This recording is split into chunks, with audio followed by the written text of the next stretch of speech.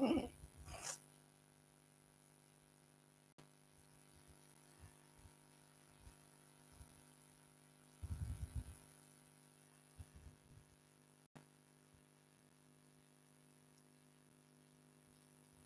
my dear students.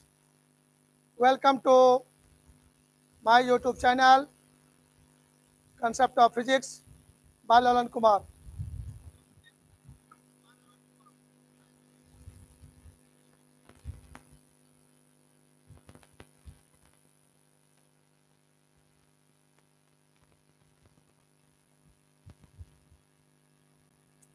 मेरे बच्चों, निश्चित रूप से आप लोग एकदम ठीक ठाक होंगे, सभी स्वस्थ होंगे। बहुत ज़रूरी है, क्योंकि स्वस्थ रहेंगे तभी दिमाग स्वच्छ रहेगा, और स्वच्छ दिमाग में ही खास करके हमारा फिजिक्स साइंस ग्रुप में सबसे टफ सब्जेक्ट ये है।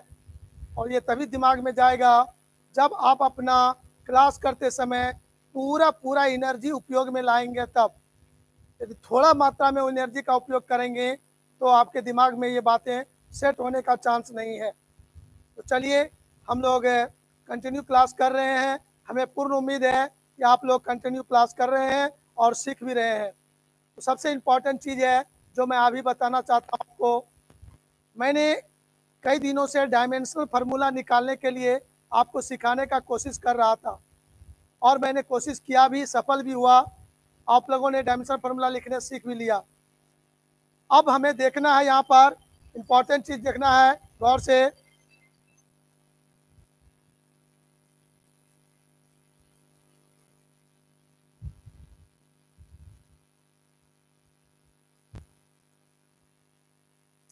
अब हम बच्चों को देखना है यहाँ पर डायमेंशनल फार्मूला यदि निकाले के लिए हैं तो उसका उपयोग कैसे करेंगे। तो हम लोगों का आज का टॉपिक है यूजेज ऑफ डायमेंशनल इक्वेशन। कुछ बेसिक टर्म हैं जो हमें फिजिक्स में बार बार उपयोग में लाना पड़ता है। उन सभी टर्म्स का डायमेंशन आप लोगों को याद रहना चाहिए। जैसे 7 फंडामेंटल फिजिकल क्वांटिटी हैं, उसका डायमेंशनल सिंबल सबको याद रहे, एक स्टेप। दूसरा स्टेप, फिर 9th क्लास में जो जो फिजिक्स में टर्म यूज करते थे, कुछ 10th में टर्म यूज करते थे, उन सभी टर्म्स का डायमेंशनल फार्मूला आपको याद रहना चाहिए। निकाल तो आप सकते हैं, लेकिन वो याद रहना चाहिए, तब हमें मज़ा ज़्यादा आएगा। तो मैंने आपको कहा था कि जितने डायमेंशनल फार्मूला को मैंने लिखाया है, आप उसको एक जगह कलेक्ट करके सीरियली लिख लेना। लगभग 50 से कम डायमेंशनल फार्मूला नहीं निकला है, बहुत ज़्यादा निकल चुका है। बशर्ते अब है कि आप उसको याद कितना रखते हैं। तो चलिए, कोशिश कीजिएगा। जो बच्चे नहीं कर पाए थे वो पीछे का वीडियो देखकर उसको कवर कर लीजिए जल्दी से, और फिर आगे बढ़ेंगे। अब एक नोटिस और आपके बीच दे रहा हूँ, का गाइडलाइन आ चुका है। 11-12 के लिए स्कूल कॉलेज खुल सकते हैं, लेकिन अभी भी कोचिंग और प्राइवेट स्कूल को खोलने की अनुमति नहीं दी गई है। लेकिन यह अंदर की बात है। हम लोगों का लोकल प्रशासन से कुछ गुफ्तगू हुआ है कि आप लोग डिसिप्लिन के साथ चलाइए, आपको दिक्कत नहीं होगी, लेकिन पर्दे में चलाना है। तो हम लोग पर्दे में चलाएंगे। आप लोग जो भी बच्चे ऑफलाइन में आके पढ़ने वाले हैं, वो जल्दी से जल्दी शहर की ओर दौड़े और अपने जगह को निश्चित करें, चूँकि काफ़ी टाइम आपका बर्बाद हो चुका है। जो बच्चे ऑनलाइन पढ़ रहे थे उनका कुछ बर्बाद नहीं हुआ है, लगभग वो बैलेंस में है। लेकिन जो कुछ नहीं पढ़े हैं, वो बच्चों का बहुत कुछ लॉस हो चुका। अब उनकी भरपाई करने के लिए आपको टाइम बर्बाद नहीं करना है, जल्दी से जल्दी आ जाइए। 9 तारीख से न्यू बैच हम स्टार्ट कर रहे हैं। कितने तारीख से? 9 तारीख से न्यू बैच स्टार्ट कर रहे हैं, जिसमें एक न्यू टॉपिक चलेगा, न्यू कंसेप्ट चलेगा। वहाँ आपको ऑनलाइन में जो क्लास कर रहे थे उससे उसको कोई रिश्ता नहीं रहेगा, वो एकदम अलग हटके रहेगा। तो जो भी ऑनलाइन पढ़ा चुके हैं उसको भी रिपीट कर देंगे, और जो न्यू सिरे से भी पढ़ाएंगे। तो चलिए, जिन जिन बच्चों को ऑनलाइन पढ़ने की सुविधा है और आराम से पढ़ पा रहे हैं, वो बच्चे कंटिन्यू क्लास करते रहिए। यदि ऑफलाइन आ सकते हैं तो बड़ी अच्छी बात, नहीं आ सकते हैं तो भी आपकी क्लास कंटिन्यू होते रहेंगे। ये कुछ दूरी तय करने के बाद आपको डबल क्लास ऑनलाइन भी देने लगेंगे। जो बच्चे ऑनलाइन पढ़ रहे हैं वो भी तैयार रहिए, डबल क्लास आपको ऑनलाइन में भी मिलेगा। मतलब आपको मैं चाहूँगा कि दिसंबर खत्म होते होते आपका सिलेबस कंप्लीट कर दूं। तो सिर्फ मेरे कंप्लीट करने से कुछ नहीं होगा, आप कितना कर पा रहे हैं डिपेंड उस पर करेगा, निर्भर उस पर करेगा। हम टीचर लोगों के पास तो बहुत क्षमता है, बहुत टेक्निक लगाएंगे, फास्टली सिलेबस को निकाल देंगे, लेकिन आपको एब्जॉर्ब करने का, ग्रहण करने की आपके पास क्षमता होनी चाहिए, एबिलिटी होनी चाहिए। तो चलिए, उम्मीद है कि आप लोग के पास एबिलिटी है और आप उसको फॉलो करेंगे, मुझे पूर्ण विश्वास है। तो चलिए, अभी भी सामने में बहुत सारे बच्चे बैठे हैं जो ऑनलाइन क्लास करते थे, उनका क्लास कंटिन्यू हो रहा था, वो शहर आ गए हैं, वो ऑफलाइन में भी सामने बैठ के भी पढ़ भी रहे हैं। तो आप लोगों के पास भी सब सुविधा है, जो इच्छा हो, लेकिन ये ऑनलाइन क्लास चलते रहेगी, आपको इसको फॉलो करना है। चलिए, हम लोग अब स्टार्ट करते हैं। यूजेज ऑफ डायमेंशनल इक्वेशन, विमीय समीकरण का क्या उपयोग है, डायमेंशनल इक्वेशन का क्या क्या उपयोग है फिजिक्स में, कहाँ कहाँ उसका उपयोग करेंगे, आइए उसको हम लोग सीखते हैं। राइट, चलिए। तो हम मान लेते हैं कि आप सारे बच्चे एकदम तैयार हैं, क्लास करने के लिए एकदम रेडी हैं। चलिए, बहुत सुंदर बात। तो हमारा टॉपिक होगा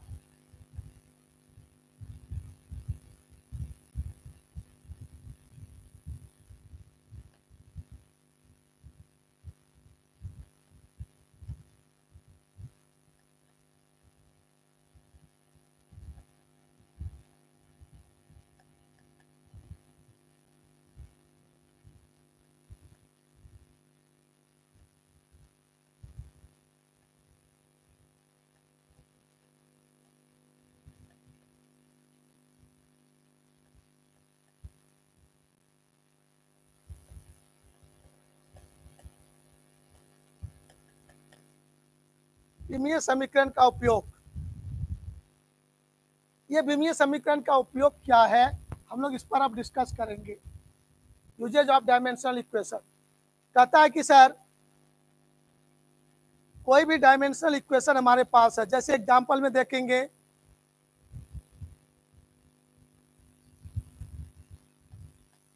डायमेंशनल इक्वेशन ऑफ फोर्स, बल का विमीय समीकरण कैसे लिखा जाएगा, बल का विमीय समीकरण यदि आपको लिखने कोई कहे तो आप कैसे लिखोगे, तो ध्यान देना गौर से। उसको आप लिखोगे, बल का सिंबल दे देंगे F और उस पर कैपिटल ब्रैकेट दे देंगे। इसका मीनिंग हुआ dimensional of force, dimension of force is equal to M/L/T-2। यदि इस तरह से फोर्स के डायमेंशन को इक्वेशन के रूप में लिखते हैं, तभी इसको कहते हैं डायमेंशनल इक्वेशन ऑफ फोर्स।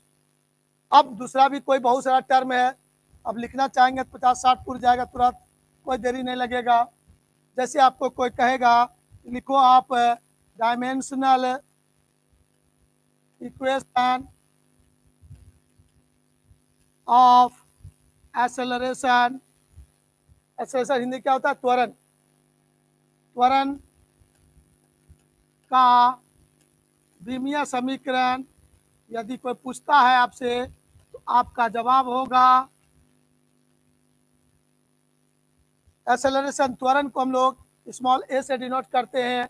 यहाँ पर कैपिटल बॉक्स में बंद कर देंगे तो ये हो जाएगा, सिर्फ ए लिखेंगे तो पढ़ेंगे एक्सेलरेशन, बॉक्स में बंद कर देंगे तो उसको पढ़ेंगे डायमेंशनल ऑफ एक्सेलरेशन।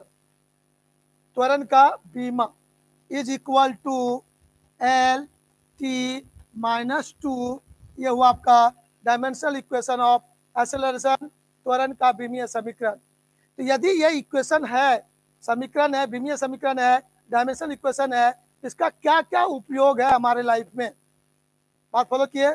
इसी तरह से जितने भी फिजिकल क्वांटिटी हैं, सभी के डायमेंशनल इक्वेशन को इस तरह से आप लिख सकते हो, ठीक है ना। अब हम लोग देखें, यदि डायमेंशनल इक्वेशन आपको मालूम है तो क्या उपयोग करोगे आप? तो चलिए अब हम लोग लिखेंगे नीचे में।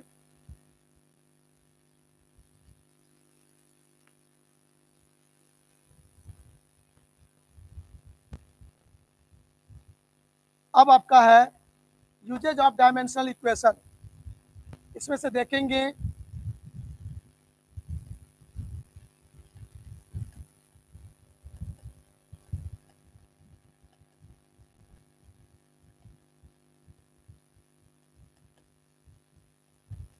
विमीय समीकरण का उपयोग में से सबसे पहला नंबर में हम लोग लिखेंगे टू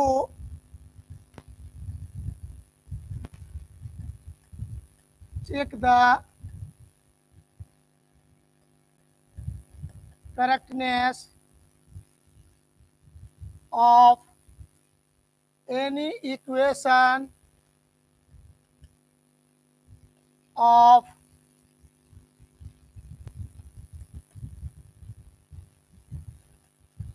physics। हिंदी में इसको कहते हैं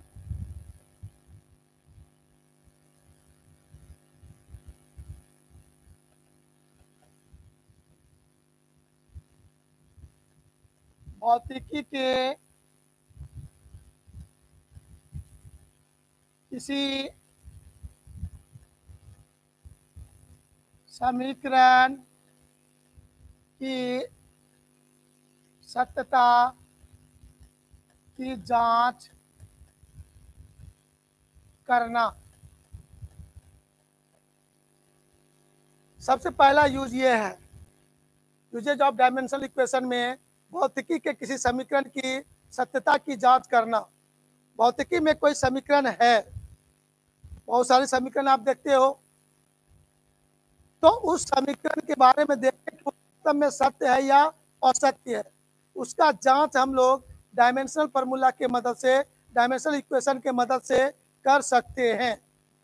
जैसे कोई एग्जाम्पल लेते हैं, हम लोग बच्चे क्लास में पढ़े equation S equal to u t plus half a t square. ये इक्वेशन हम लोग कहीं ना कहीं पढ़ चुके हैं। अब ये इक्वेशन सही है या गलत है, ट्रू है या फॉल्स है, इसका चेक कर सकते हैं डायमेंशनल इक्वेशन के मदद से। तो कैसे चेक करेंगे? पहले हम यूजेज को एक जगह लिख देते हैं, तब फिर सबका बारी बारी से एक्सप्लेनेशन करेंगे। चलिए इस बात को ध्यान में रखिएगा। दूसरा नंबर में क्या है हम लोग को देखना है। दूसरा नंबर में है to convert the value of a physical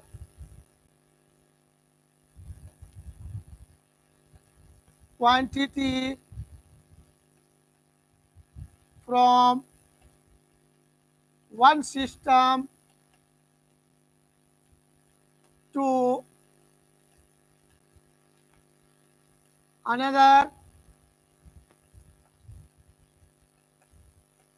system of unit। Hindi में इसको कहते हैं किसी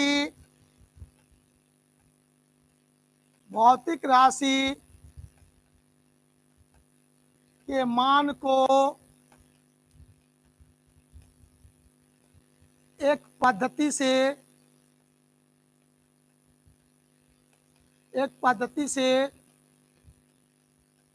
दूसरे पद्धति में बदलना।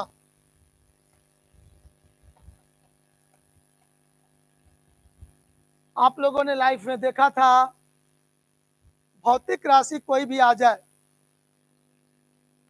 उसका मात्रक यूनिट एसआई में कुछ होता है, सीजीएस में कुछ होता है, एफपीएस में कुछ होता है, एमकेएस में कुछ होता है, सब में अलग अलग होता है। ये आपने यदि क्लास लगातार किया है चैप्टर 1 का, तो आपको इससे मुलाकात हो चुकी होगी, आपने उसको देख चुका होगा। वो क्लास आज भी आपके मोबाइल में प्रेजेंट है, यूट्यूब में प्रेजेंट है। तो आज ये हमारा 19वां लेक्चर है। तो पहला चैप्टर का पहला लेक्चर से लेके 19 में 18 लेक्चर तक आप आराम से जो बच्चे देख लिए हैं उनको थोड़ा भी तकलीफ नहीं होगा। जो बीच में छोड़ छोड़ दिए होंगे उन्हीं को थोड़ा कष्ट होगा, लेकिन मैं पूरा डीपली में करना चाहूँगा। जो छूट भी गया तो मैं उसको कवर करने का कोशिश करूँगा। आप कंटिन्यू क्लास लगातार सुनते रहेंगे, बीच में रुकेंगे नहीं। भौतिक राशि के मान को एक पद्धति से दूसरे पद्धति में बदलना। जैसे एक एग्जाम्पल लेते हैं, लंबाई के बारे में सोचो।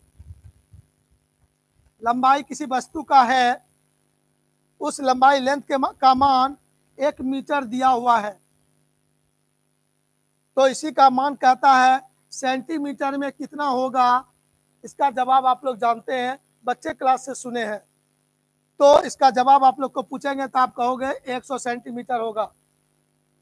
ये छोटे छोटे बच्चे से सुनते आ रहे हैं इसलिए आप फटाफट बता दिए।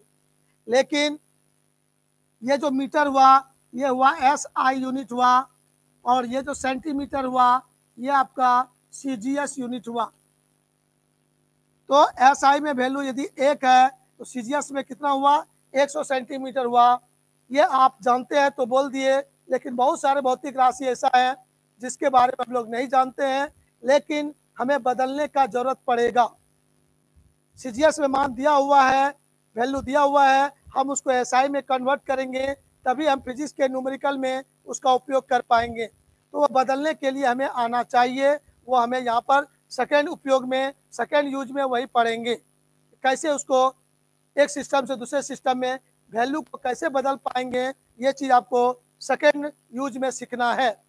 चलिए अब हम लोग आगे बढ़ते हैं, और तीसरा पॉइंट आपके बीच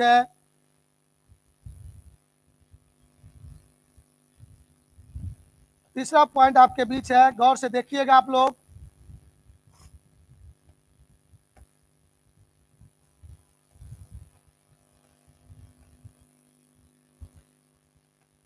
to establish the relation between different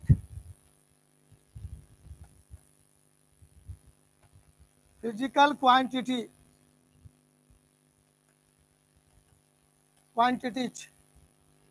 Hindi क्या हुआ इसका, हिंदी हुआ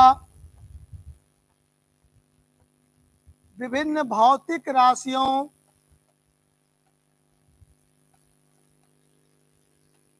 के बीच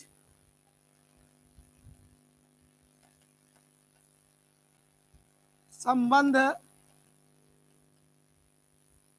स्थापित करना। जैसे एग्जाम्पल में इसको समझेंगे। ये थर्ड यूज क्या है उसको गौर से जरा सा हम लोग देखते हैं, क्या है थर्ड यूज।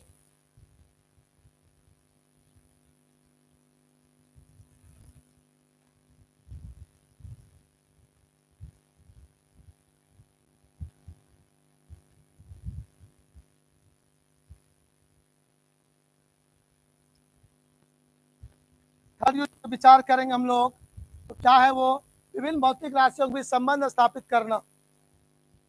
जैसे कि आप लोग एग्जाम्पल में सुनते थे, बच्चे क्लास में पढ़ते थे हम लोग, F बराबर M/A। ये फार्मूला आप लोगों ने बच्चे क्लास में पढ़ा है। तो यह फार्मूला हुआ, ये बता रहा है किसको, फोर्स को, ये बता रहा है किसको, मास को। मास हो गया हिंदी द्रव्यमान, एक क्या है एक्सेलरेशन, हिंदी हो गया त्वरण। बल है, द्रव्यमान है, त्वरण है, फोर्स है, मास है, एक्सेलरेशन है। इन तीनों के अलग अलग, ये तीनों भौतिक राशि है, अलग अलग फिजिकल क्वांटिटी है, डिफरेंट फिजिकल क्वांटिटी है। इस तीनों फिजिकल क्वांटिटी के बीच एक संबंध दिख रहा है, रिलेशन दिख रहा है। ये रिलेशन भी हम लोग डायमेंशनल इक्वेशन का उपयोग करके प्राप्त कर सकते हैं। जो इक्वेशन ये तो बच्चे क्लास में हम लोग पढ़ चुके हैं, तो ये लिख दिए, और बहुत सारे इक्वेशन आपको लिखा रहेगा या विभिन्न टर्म रहेगा, आप उसके भी संबंध स्थापित कर सकोगे डायमेंशनल इक्वेशन के मदद से। मतलब इनडायरेक्ट वे में ये कहें, कोई फार्मूला भी प्रूव किया जा सकता है with the help of dimensional equation. यदि सभी का डायमेंशनल इक्वेशन हमको मालूम रहे तो उसके भी संबंध स्थापित कर सकेंगे। तो ये सारा काम कैसे कैसे करेंगे अब वन बाय वन हम लोग सीखते हैं। तैयार हैं हम लोग? चलिए, बहुत सुंदर बात। अब हम लोग पहला नंबर पर विचार करते हैं और पहला नंबर से स्टार्ट करते हैं। तो एक नज़र मैं आपको फिर से दिखा दूं जरा सा।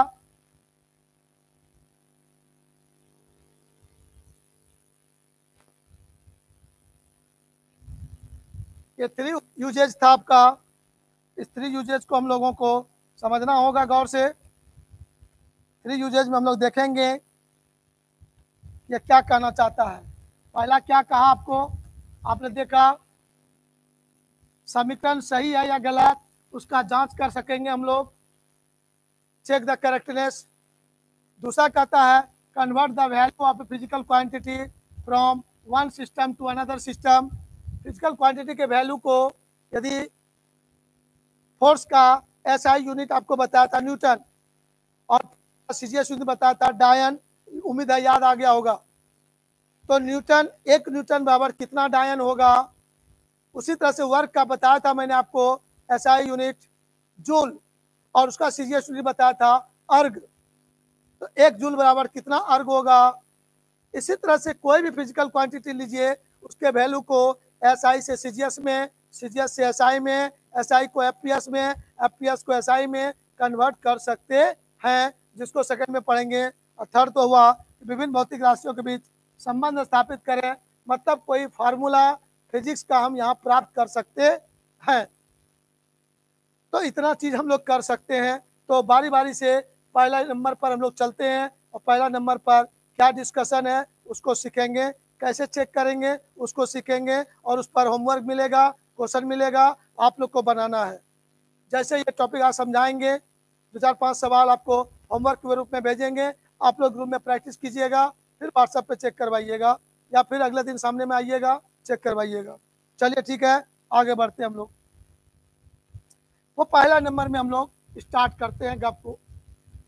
पहला नंबर था चेक करने के लिए इक्वेशन ट्रू है या फॉल्स है। चेक करेंगे हम लोग, पहला में चेक करते हैं हम लोग गौर से।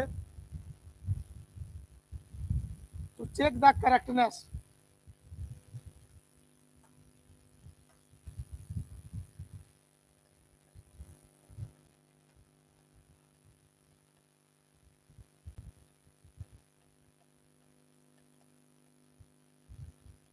सत्यता की जांच।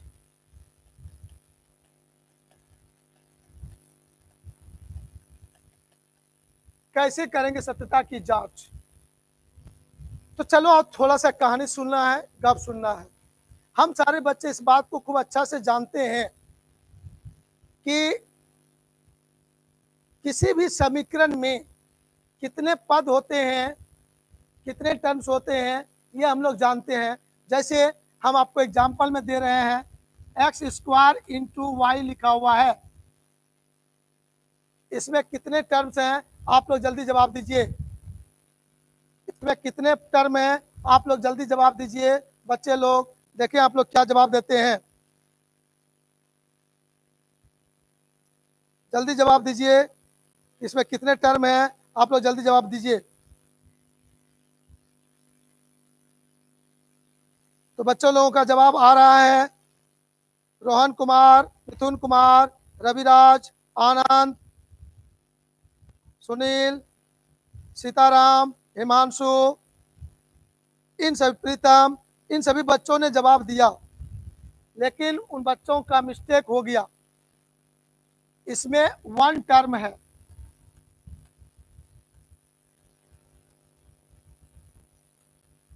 इसको कहेंगे 1 टर्म, एक पद बोलेंगे। एक पद यहां पर आप बोलोगे, एक पद है यहां पर। अब जैसे देखिएगा x² बाय z², इसमें पूछेंगे कितने पद है। यहां भी आपको कहना होगा 1 टर्म है, एक पद है, यहां पर भी बोलेंगे आप। सीखते जाइएगा गौर से, आप लोग को पता है लेकिन कंफ्यूजन होने कारण गलती हो जाता है। फिर आपसे पूछेंगे x² प्लस y², इसमें कितने पद हैं? अब आप बोलिएगा टू टर्म, यहां बोलिएगा टू टर्म्स, दो पद हैं यहां पर।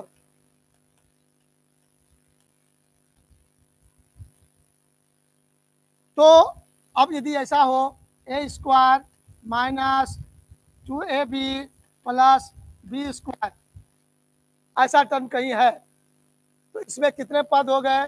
इसमें आपका 3 टर्म हो जाएगा। क्या हो जाएगा? 3 टर्म्स हो जाएगा। आप लोग समझ गए होंगे क्लियर रूप से। तो कोई भी एक्सप्रेशन आपके सामने लिखा हुआ है, उसमें कितने पद हैं, उस पद को सेपरेट करने वाला, पद को अलग करने वाला जो सिंबल है, वो 3 गो सिंबल है। वो 3 गो सिंबल कौन कौन है, वो ध्यान से देखिएगा। एक सिंबल है प्लस, एक सिंबल है माइनस, और एक सिंबल है बराबर। प्लस के लेफ्ट और राइट में यदि टर्म है तो वह दोनों को अलग करता है। माइनस चिन्ह जो है वो भी दो पद को अलग करता है। बराबर चिन्ह जो है, इक्वल सिंबल है, वो भी टर्म्स को अलग करता है। गुना और भाग, इनटू और डिवीजन, ये टर्म को सेपरेट नहीं करता है। इसको ध्यान से सीखिएगा। अब यहाँ पर ये बात मैं बताया, ये 3 सिंबल जो आपका है टर्म्स को सेपरेट करता है। यहाँ पर इनटू है, गुना का चिन्ह है, तो यहाँ पर अलग नहीं हुआ, दोनों एक ही टर्म कहलाएगा। लेकिन यहाँ पर देखो माइनस चिन्ह है, यहाँ प्लस चिन्ह है, ये तीनों अलग अलग हो गया। 1 2 3 टर्म हो गया। यहाँ पर x square by Z square है, यहाँ भी भाग का क्रिया हो रहा है, यहाँ भी आपका एक ही टर्म होगा। यहाँ पर प्लस का सिंबल है, प्लस का सिंबल है, तो यहाँ पर आपका हो गया 2 टर्म हो गया। ऐसा और भी हो सकता है कि तुम्हारा x square plus y square बराबर जेड स्क्वायर, ऐसा टर्म आ जाए। तो जल्दी बताइए यहाँ कितने टर्म होंगे? जल्दी बताइए आप लोग, कितना पद होगा? लास्ट लाइन का कितना पद होगा? जल्दी बताइए। चलिए अब आप लोग का जवाब आने लगा, मतलब आपको याद आ गया। ऐसा नहीं मैं कहूँगा कि मैंने आपको कुछ सिखा दिया, मैंने आपको कुछ सिखाया नहीं, सिर्फ याद दिलाया कि बच्चे क्लास में आप देखे हो, वो आपको याद रहना चाहिए। बहुत सुंदर बात। यहाँ पर आपका हो गया 3 टर्म्स, 3 पद यहाँ पर आपका हो गया। तो हम लोगों ने अनुभव किया, कह रहा है कि चेक द करेक्टनेस, इक्वेशन सही है या गलत है, इसका जांच हम लोगों को करना है। तो जांच करने के लिए सबसे पहले हम लोग देखेंगे किसी इक्वेशन में कितने टर्म्स हैं। क्या वो टर्म्स हम कैलकुलेट कर पाएंगे? यस, आपका जवाब होगा सर यस। कोई भी इक्वेशन लिखा रहेगा उसमें कितने टर्म्स हैं वो हमें पता रहेगा। अब यहाँ पर समझना है कि जो भी टर्म्स आपके सामने होंगे उन सारे टर्म्स के बारे में विचार करो। अब मैं इसको यहाँ से हटा देता हूँ, क्योंकि आपने इसको देख लिया, इसका जवाब आपने दे दिया, आप संतुष्ट हो चुके हैं। अब मैं इसको हटा देता हूँ, इसकी कोई आवश्यकता नहीं है। तो प्लस माइनस और बराबर चिन्ह, यही तीन टर्म जो है हमारा मेन टर्म है। क्या कहना चाहता है? कहता है कि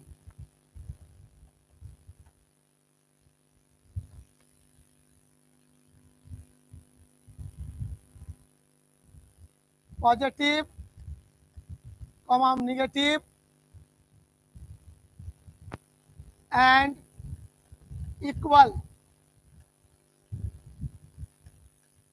symbols separates the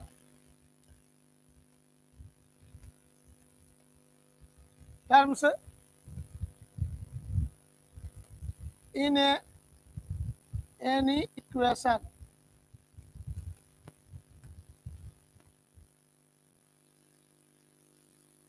If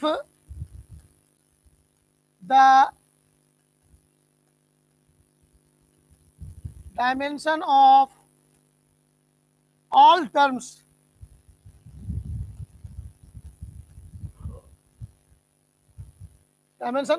terms are equal, then that equation of physics, समझाते हैं अभी, कर जाइए, लिखिए पहले इधर से, तेजी से लिख लीजिए।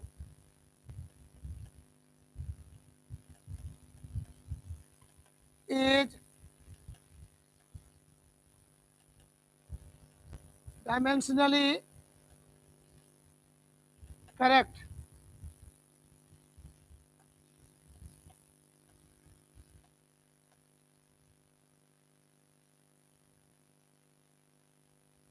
अब कहता है कि हिंदी में इसको लिखते हैं प्लस माइनस तथा बराबर चिन्ह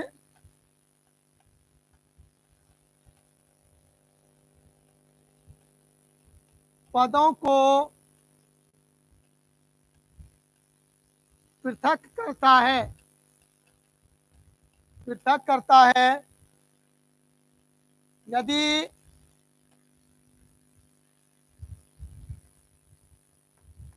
किसी समीकरण में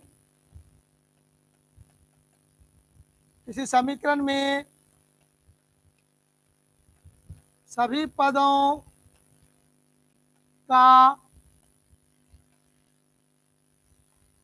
विमीय सूत्र समान हो तो वह समीकरण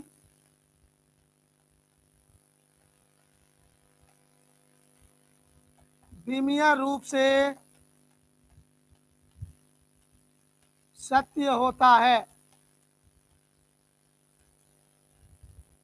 विमीय रूप से क्या होता है? वो सत्य होता है। अब इसको रफ करके समझाते हैं, जल्दी से इसको लिख लीजिए आप लोग। हम इसको step by step, one by one rough करके समझाते को, गौर से इसको देखिएगा।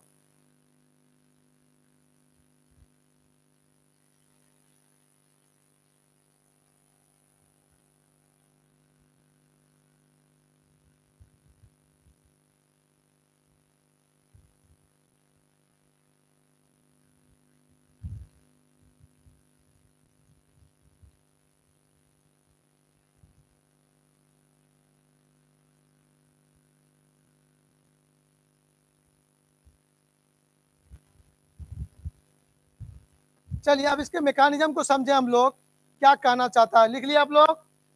चलिए तैयार हैं, चलिए आगे बढ़ते हैं। अब यहाँ पर हम लोग समझते हैं ये कहना क्या चाहता है।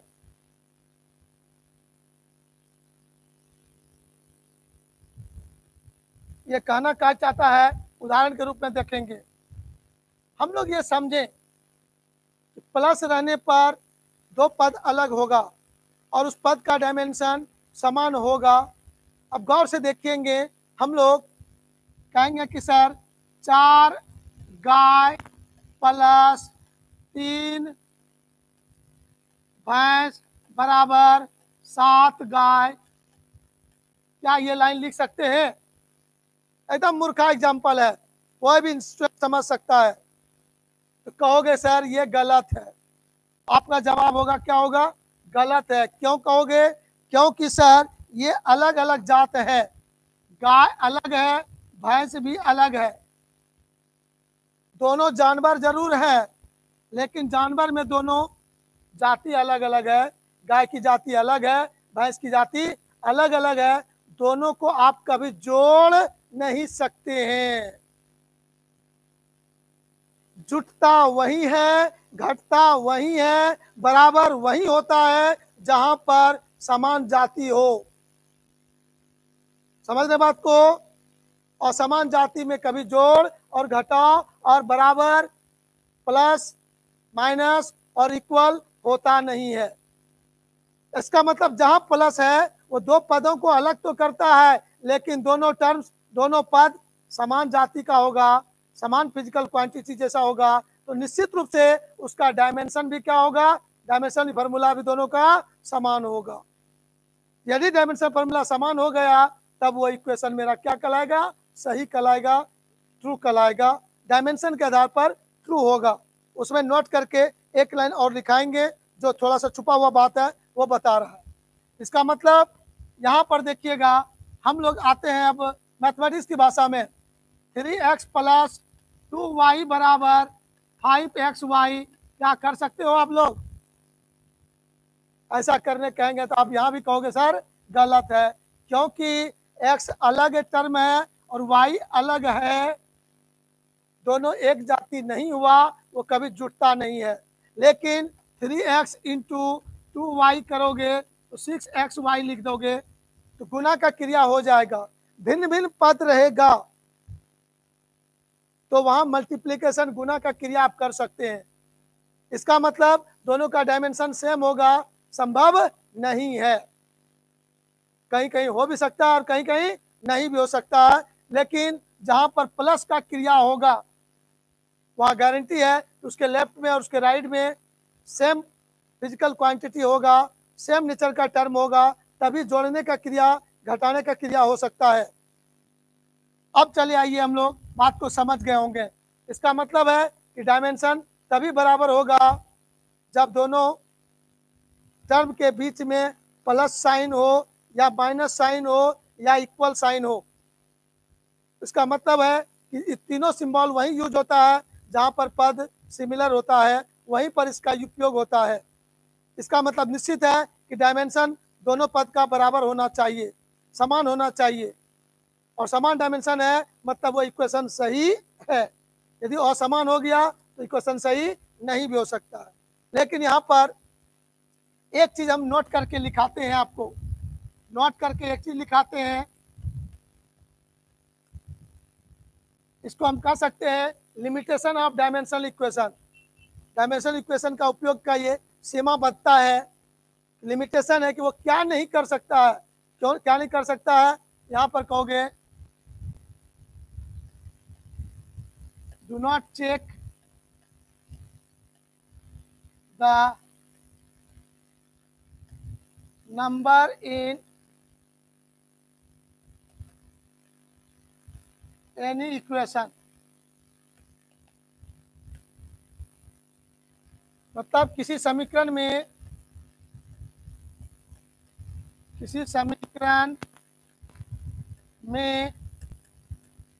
संख्या नंबर का जांच नहीं कर सकता है, नहीं कर सकता है। इसको ध्यान में रखिएगा। जैसे मैं आपको बताऊंगा कि b बराबर या b स्क्वायर बराबर u स्क्वायर प्लस 2as है ना, ऐसा इक्वेशन आपने लाइफ में पढ़ा है, कंफर्म पढ़ा होगा, नो डाउट। तो यहाँ पर v is the symbol of, v symbol होता है फाइनल वेलोसिटी,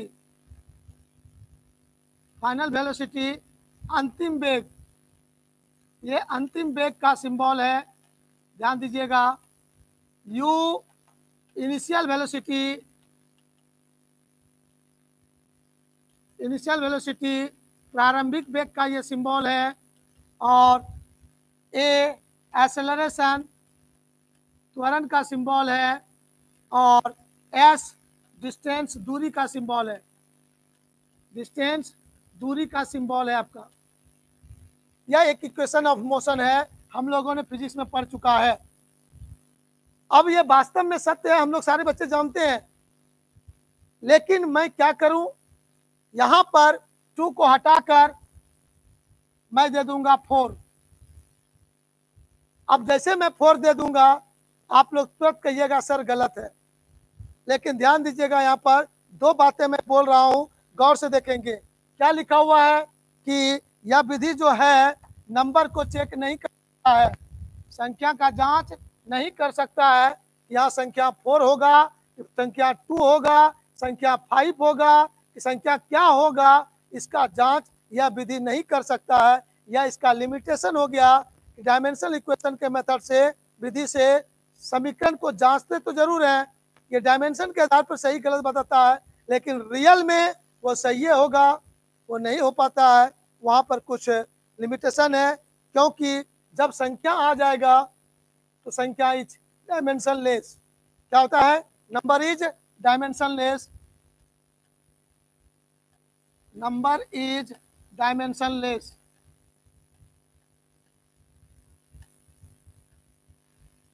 संख्या जो है विमाहीन राशि होता है, डायमेंशनलेस होता है, इसीलिए उसका जांच हम लोग नहीं कर सकते हैं।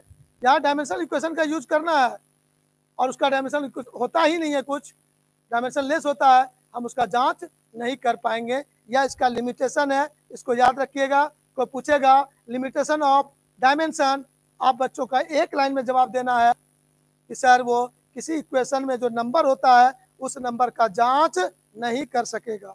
अब चले आइए, इसमें मैं पूछूं कितने टर्म्स हैं, कहेगा इस समीकरण को जांच करके बताओ सही है या गलत है। तो मैं क्या करूंगा, सबसे पहले देखूंगा यहाँ पर बराबर चिन्ह है, यहाँ प्लस चिन्ह है। इस इक्वेशन में कितने टर्म्स हैं आप लोग जल्दी बताइए। इसमें कितने टर्म है, 3 टर्म है। कंफर्म है आप लोग? चलिए बहुत सुंदर, देयर आर 3 टर्म्स। सबसे पहला बात पकड़ लेंगे हम लोग, 3 टर्म्स है यहाँ पर, क्लियर है। अब कौन कौन पद है, एक है v स्क्वायर, दूसरा है u स्क्वायर, तीसरा है 4as। इस तीनों टर्म का हम लोग डायमेंशन अलग अलग निकालेंगे। तो सबसे पहले v स्क्वायर का डायमेंशन निकालो। v वेलोसिटी है और स्क्वायर है तो रहने दो, इसका डायमेंशन बोलता हूं मैं क्या होगा। तो v वेलोसिटी है, चाहे वो अंतिम वेग हो या प्रारंभिक वेग हो, इनिशियल हो फाइनल हो, उससे मतलब नहीं, वेलोसिटी तो है।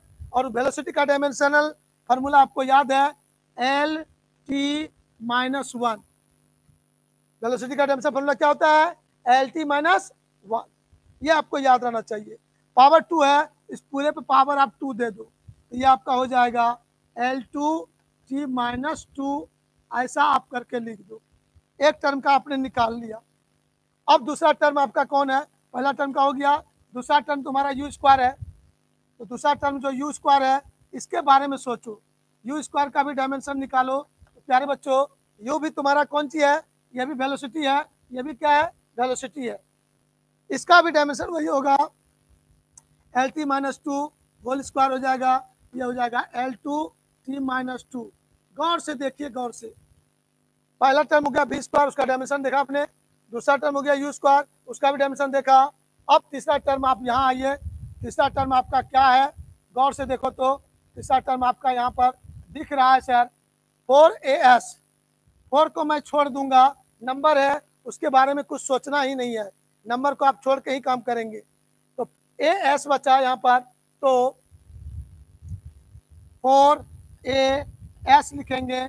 इसका डायमेंशन लिखना चाहेंगे, ए एक्सेलरेशन है, 4 नंबर है छोड़ देंगे। ए एक्सेलरेशन का होता है LT-2 और s लंबाई है, s डिस्टेंस है, डिस्टेंस का होता है लंबाई है, l हो जाएगा, उसका हो जाएगा l। और नंबर को मैंने छोड़ा, नंबर पर मैंने कोई विचार नहीं किया, यहाँ पर इसको छोड़ दिया, इसको हटाइए।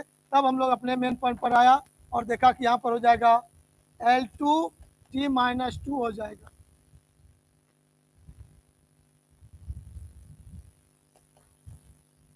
L2T-2 हो जाएगा, L इंटू L, L2 हो जाएगा, T-2 पहले से है। अब देखो गौर से आप लोग,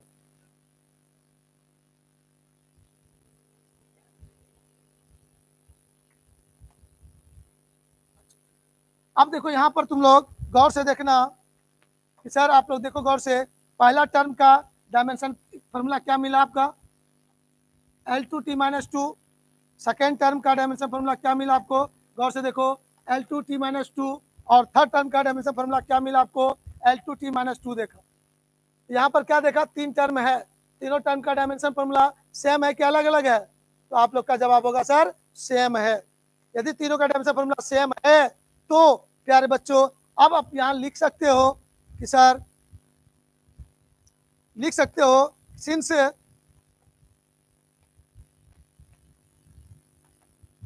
dimensional formula of all terms are equal, therefore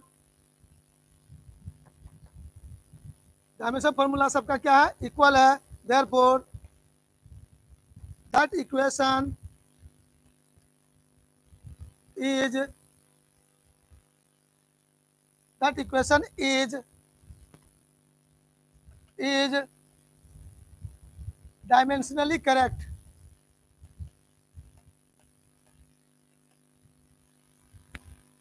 Dimensionally correct, but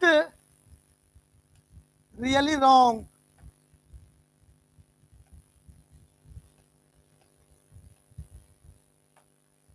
but really wrong. क्यों लिखेंगे ऐसा?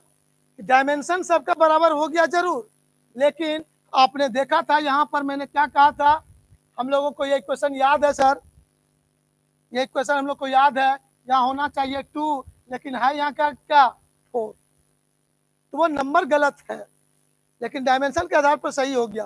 क्यों? क्योंकि बी स्क्वायर ये भी वेलोसिटी बताता है, यू भी वेलोसिटी बताता है, एस ये भी वेलोसिटी को बता रहा है, सबका डायमेंशन फॉर्मूला सेम है, इसीलिए हम लोग कहेंगे यह इक्वेशन डायमेंशनली करेक्ट है, लेकिन वास्तव में रॉन्ग है। क्यों रॉन्ग हुआ?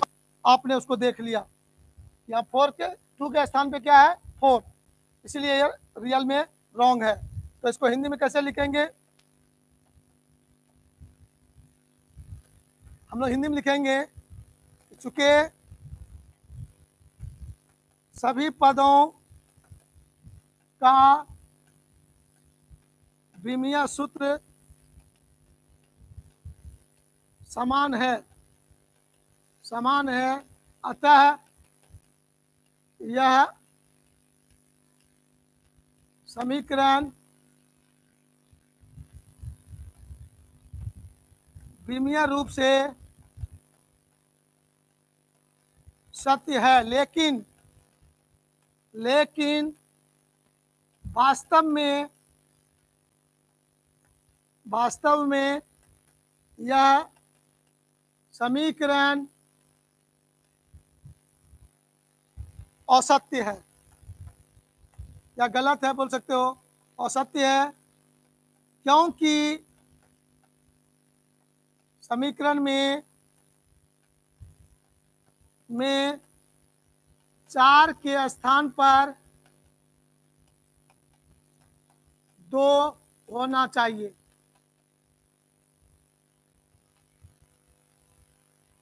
चार के स्थान पे क्या होना चाहिए? 2 होना चाहिए, लेकिन है क्या?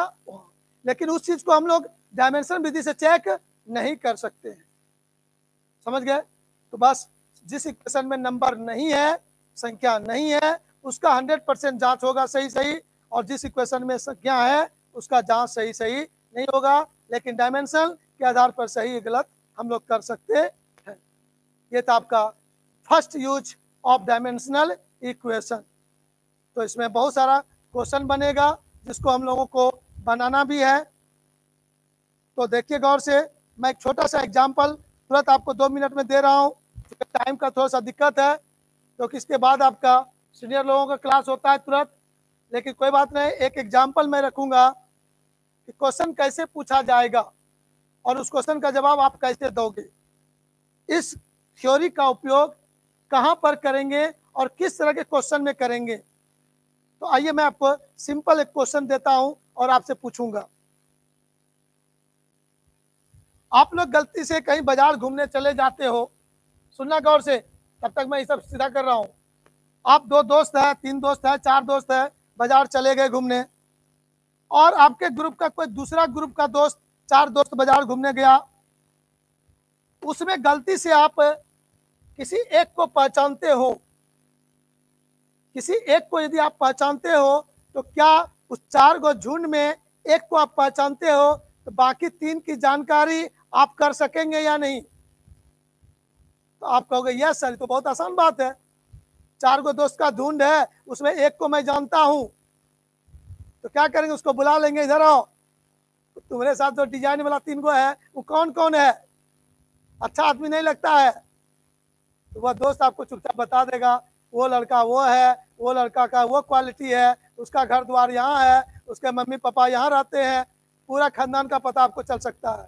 मतलब किसी एक की जानकारी होने पर झुंड में सभी की जानकारी आप प्राप्त कर सकते हैं।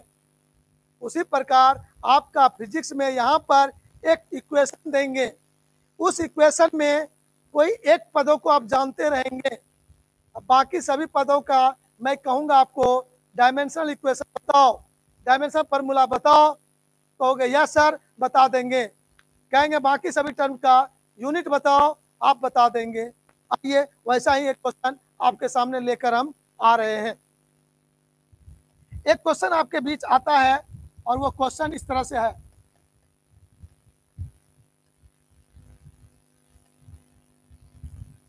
यदि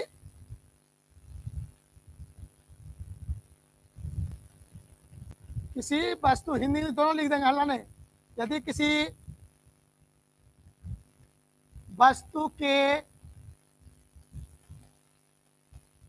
विस्थापन, मच्छर भी आके लिख देता है, का समीकरण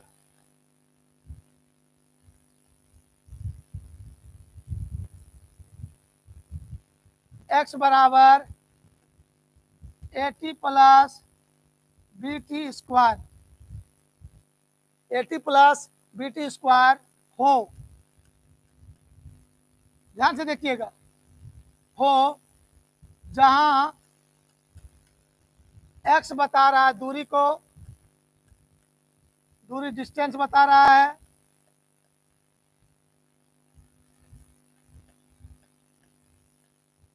x दूरी को बता रहा है और t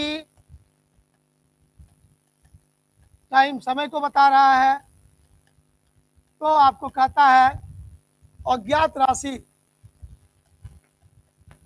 अज्ञात राशि unknown term, unknown term a and b का डायमेंशन तथा SI यूनिट लिखें। ये क्वेश्चन है, पूरा हिंदी इंग्लिश मिला के लिख दिए। क्वेश्चन को हिंदी इंग्लिश से मतलब नहीं है, सेंस पकड़िएगा और आप उसका जवाब दीजिएगा। कहता है if the equation of displacement of a body is this where x is distance and t is time and a and b unknown terms, नहीं जानते हैं कि वह कौन सा फिजिकल क्वांटिटी है, तब कहता then dimension and SI unit of a and b, a और बी का कोई जान पहचान हमको नहीं है, नहीं जानते हैं कि वो कौन सा फिजिकल क्वांटिटी है, फिर भी आपको कहता है उसका डायमेंशन और यूनिट बताइए।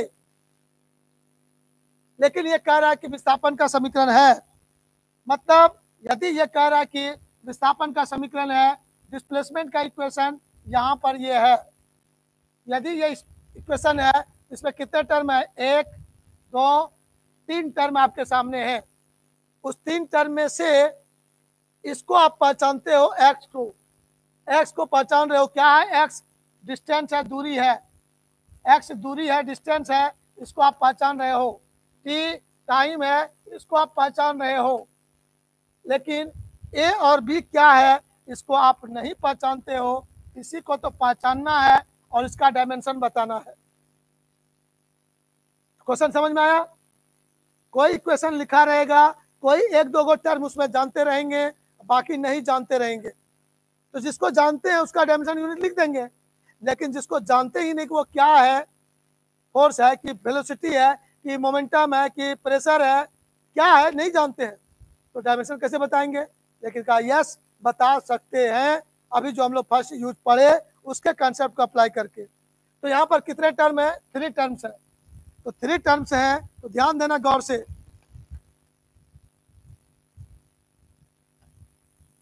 3 टर्म्स हैं यहाँ पर।